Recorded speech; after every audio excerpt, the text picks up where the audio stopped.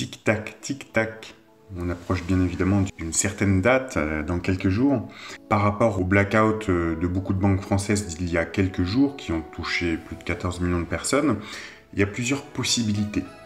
Première possibilité, une faction anarchiste de type Anonymous, des hackers donc auraient attaqué ces systèmes bancaires, mais pour moi ça serait un peu maladroit faire ça plusieurs jours avant.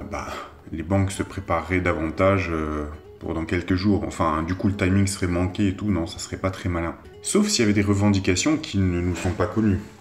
Des revendications du type voilà ce que nous pouvons faire, on peut bloquer vos systèmes pendant quelques heures et toucher des millions de personnes. Et si vous réprimez trop durement les Français lors de la date fatidique, alors on coupera l'informatique de tous vos systèmes bancaires. Ça peut être une éventualité. Deuxième possibilité, du côté des mouvances, je dis anarchistes, vous voyez ce que je veux dire ?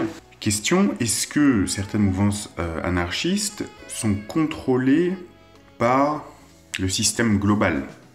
C'est-à-dire que, est-ce que ce serait inscrit dans le code, dans l'ADN du capitalisme, que, on voit bien d'ailleurs, les élites depuis les années 70 tentent d'amorcer une déconsommation mondiale, etc. Ils voient bien que ça pollue trop, c'est-à-dire le navire sur lequel on est, s'il est détruit, plus personne ne pourra ni acheter ni vendre, voilà. Donc, est-ce que ce serait inscrit à l'intérieur du capitalisme ? Est-ce que c'est eux-mêmes, les élites, qui utilisent des mouvances anarchistes pour tuer cet ancien capitalisme et pour effectuer un grand reset qui sera sous couvert d'autres prétextes, c'est-à-dire les gens ne verront pas qu'en fait ça provient du système lui-même, mais on dira « oh là là, c'est des attaques de terroristes, de hackers, etc. » Et finalement, c'est pour ça qu'il y a eu ce grand reset, etc. Autre possibilité maintenant, c'est un essai grandeur nature de la part des banques. Alors, ça peut agir à plusieurs niveaux. Premièrement, déjà, ils vous rappellent qui sont les maîtres.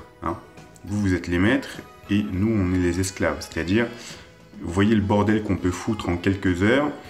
Au moment même où vous rentrez de vacances, vous êtes là à acheter des fournitures pour vos enfants, etc. On vous retire le pain de la bouche. Ah non, tu pourras pas acheter tes trousses aujourd'hui, tu avais une super offre chez Leclerc ou machin. Ouais, mais non, tu peux pas tirer aujourd'hui. Tu vois, donc on te rappelle qui est le maître, c'est celui qui possède l'argent que tu gagnes dans ta banque. Et d'ailleurs, ça peut agir pour moi à un niveau inconscient subliminal, c'est-à-dire si l'argent c'est la nourriture, je parle de la plupart des gens, comment ça agit sur leur inconscient, les gens assez basiques, les gens normaux. Il n'y a pas de conscientisation tout ça, c'est comment ça agit sur leur subconscient de l'enfant qui est à l'intérieur d'eux. C'est très simple. Si on vous retire votre nourriture, la nourriture étant l'argent, même pendant quelques heures, inconsciemment, il y a de la frustration qui en découle. Et c'est un petit peu maman qui vous retire le sein et vous ne pouvez plus boire de lait, vous ne pouvez plus manger. Et s'il y a une disette à la maison, s'il n'y a plus de nourriture, s'il n'y a plus d'argent, inconsciemment, papa, il va devoir sévir. Il va peut-être s'énerver aussi. L'autorité, il va devoir décider ce qui doit être fait pour remettre de la nourriture sur la table. Et donc, punition potentielle. C'est-à-dire, absence d'argent ou manque d'argent au moment de la rentrée où on a besoin d'acheter des choses pour ses enfants indispensables, puis faire les courses, tout ça. Inconsciemment, chez les gens simples, punition probable. Puisque symboliquement, si papa n'est pas content, papa étant l'autorité, le gouvernement, eh bien papa, gouvernement, va sévir.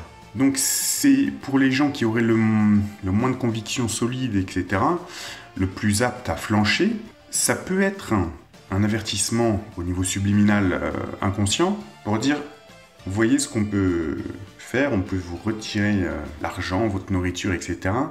Donc il peut y avoir des conséquences probables du père, de l'autorité, si jamais vous faites quoi que ce soit dans quelques jours à la date prévue. Donc ça, inconsciemment, ça pourrait décourager les plus faiblement accrochés qui avaient prévu de faire ça mollement, vous voyez ce que je veux dire. Deuxièmement, ça permet de tester, bien sûr, les réactions des gens.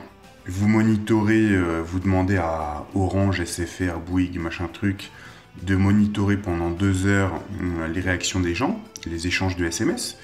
Qu'est-ce que vont se dire les gens quand ils peuvent pas retirer de l'argent ou quand ils peuvent pas payer en carte? Qu'est-ce qu'ils vont s'échanger avec leurs proches? Est-ce qu'il va y avoir des transferts MoneyGram à partir de l'Algérie, du Maroc, du Sénégal, je ne sais pas. Est-ce qu'il va y avoir des transferts PayPal de l'extérieur? Comment les gens vont s'organiser?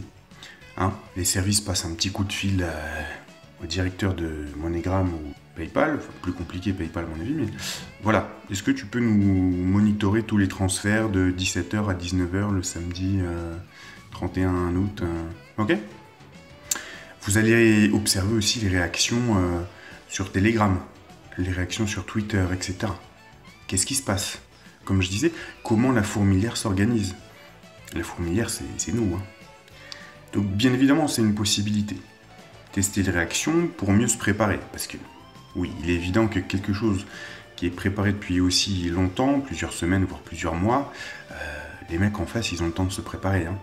Et comme ils ont cette peur un peu irrationnelle, ils savent pas de quoi les gens sont capables, peut-être qu'ils prévoient de, je sais pas moi, de bloquer les comptes.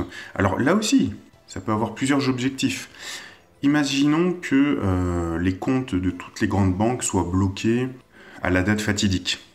Eh bien, ça pourrait permettre pour eux de minimiser l'impact finalement du peuple qui manifeste son mécontentement en ne consommant pas, etc. Puisqu'on leur retirait en fait toute la gloire, entre guillemets, avant même que ça soit produit. C'est-à-dire, on n'aurait aucune explication et le lendemain, les banques diraient oh ben, on est désolé, bah oui, il y a eu...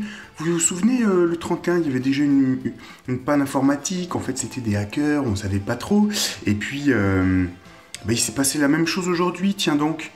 Donc, en fait, c'est pas du tout grâce ou à cause de vous qu'il n'y a pas eu de consommation ce jour-là, c'est vraiment parce qu'on a eu un bug comme il y a eu l'autre jour, vous comprenez? Donc ça permettrait en fait de gommer tout mérite à un éventuel soulèvement, enfin, que ça soit pacifique ou autre, mais je veux dire le fait de ne pas dépenser le jour J et tout, ça permettrait pour eux d'enlever tout mérite et, je le rappelle, de rappeler qui est le maître et qui sont les esclaves, hein, c'est-à-dire sans notre argent que nous vous mettez en disposition, vous n'êtes rien, vous ne pouvez rien faire. Ok. Voilà, ça leur permettrait de s'organiser, etc. Mais là, je parle en... Si les puissants, qui évidemment veulent maintenir l'ordre existant, hein, comme un petit peu les services, je pense que là, ils auraient l'aide des services. Hein. Quand je vous ai parlé de monitorer les SMS, échanger les réactions des gens et tout, c'est évident que là, les boîtes du CAC 40 et tout, elles se feraient aider par les services. Bon, pour maintenir cet ordre ancien, et ils savent bien que le château est en train de s'écrouler quand même, hein, grosso modo. Mais eux, leur but, c'est de maintenir l'ordre.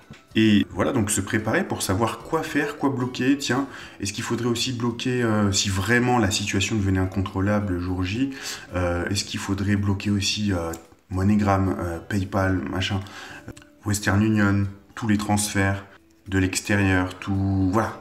Qu'est-ce qu'on pourrait bloquer pour essayer de contenir la situation? Mais, je le rappelle, ça peut aussi avoir comme objectif... mentalement de décourager au niveau subliminal les gens de tenter quoi que ce soit parce que je te retire ta nourriture, attention, punition derrière, si tu fais quoi que ce soit, t'auras plus à manger, hein. C'est vraiment là un niveau basique, mais comme la plupart des gens sont basiques, ça fonctionne bien. Et évidemment, il y a aussi la possibilité pour que ce soit cette menace de certains hackers. Et là-dedans, il y a deux possibilités aussi. C'est soit ce sont des hackers qui sont contrôlés par le système, et en fait, c'est le système qui a décidé lui-même de s'autodétruire en partie, et il décide de quand et où et comment, ok, pour mettre fin à ce capitalisme, parce que eux, ils l'ont décidé, et que de toute façon, il faut ralentir la consommation mondiale, parce que ça pollue trop, parce que les choses ne seront plus viables si on continue comme ça, etc. Donc, c'est-à-dire qu'ils auraient décidé entièrement de quand ou comment, et... comment mettre en place le grand reset. Alors, autre possibilité, au niveau bancaire, au niveau des réactions des grandes banques et de l'État, hein, on parle souvent de l'article 16 et le président qui peut prendre des mesures exceptionnelles, etc.